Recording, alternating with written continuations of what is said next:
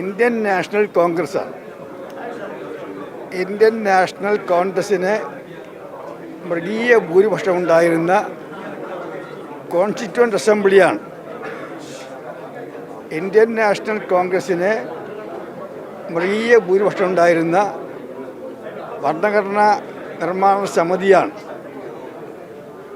ചൂടേറിയ വാദപ്രതിവാദത്തിന് ശേഷം മഹാഭൂരിപക്ഷത്തോടുകൂടി ഇന്ത്യയെ ഒരു മതാധിഷ്ഠിത രാഷ്ട്രമാക്കാൻ സാധ്യമല്ല.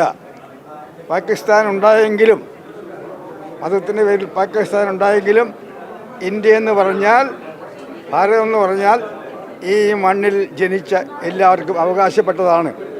ജാതിഭേദം, മതഭേദം, ഭാഷാ വ്യത്യാസം, വർണ്ണവർഗ വ്യത്യാസമില്ലാതെ ഇന്ത്യ എന്ന് പറഞ്ഞാൽ ഈ മണ്ണിൽ ജനിച്ച എല്ലാവർക്കും അവകാശപ്പെട്ടതാണ്, തുല്യ അവകാശപ്പെട്ടതാണ് എന്നൊരു ഭരണഘടന ഉണ്ടാക്കിയത് ഇന്ത്യൻ നാഷണൽ കോൺഗ്രസ്സിന് മൃഗീയ ഭൂരിപക്ഷമുള്ള ഒരു ഭരണഘടനാ നിർമ്മാണ സമിതിയാണ്.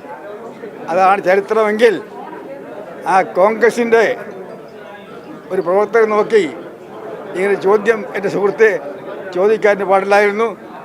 മതത്തിൻ്റെ അടിസ്ഥാനത്തിലുള്ള പൗരത്വത്തെ ഇന്ത്യൻ നാഷണൽ കോൺഗ്രസ് എതിർക്കാൻ വേണ്ടി ഏതറ്റം വരെ പോകും. പക്ഷെ ഞാനിപ്പോഴും വിശ്വസിക്കുന്നു, ഭരണഘടനയുടെ ബേസിക് സ്ട്രക്ചറിനെ ചോദ്യം ചെയ്യുന്ന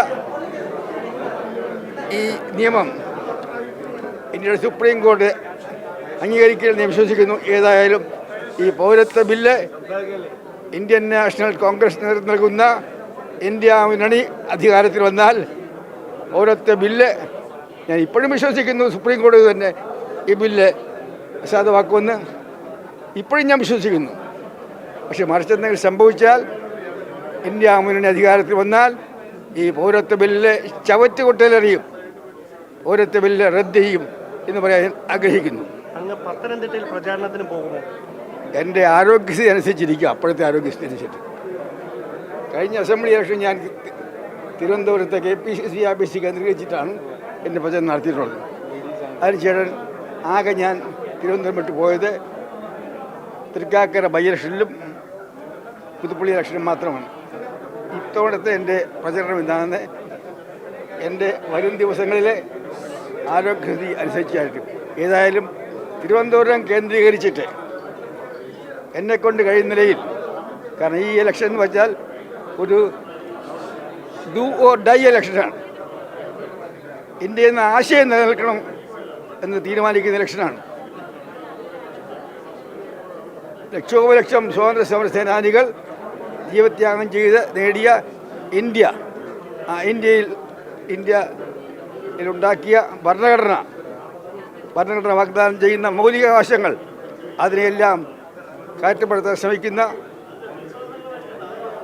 നരേന്ദ്രമോദി ഭരിക്കുന്ന BJP ഗവൺമെൻറ് വീണ്ടും അധികാരത്തിൽ വരാതിരിക്കാൻ വേണ്ടി, അവർക്ക് തുടർഭരണം ഉണ്ടാകാതിരിക്കാൻ വേണ്ടി എന്തൊക്കെ ചെയ്യാൻ സാധിക്കുമോ അതെല്ലാം ചെയ്യാൻ എൻ്റെ ആരോഗ്യം അനുഭവിക്കുന്നതിൽ ഞാൻ തയ്യാറാകും എന്ന് പറയാൻ ആഗ്രഹിക്കുന്നു.